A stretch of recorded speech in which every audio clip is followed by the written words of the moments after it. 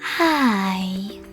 In front of me is Oppo A78 5G, and today I would like to show you how you can change screen refresh rate.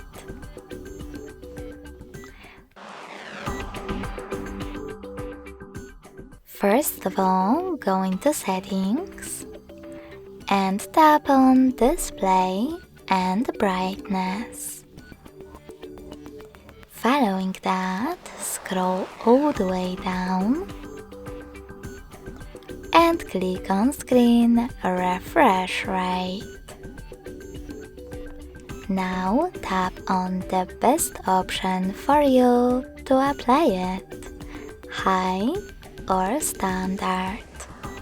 I will go with Standard, so when I click and go back, I can see that screen refresh rate of my Oppo has changed. Thanks so much for watching. If you enjoyed this video, leave a like, comment and subscribe. Bye!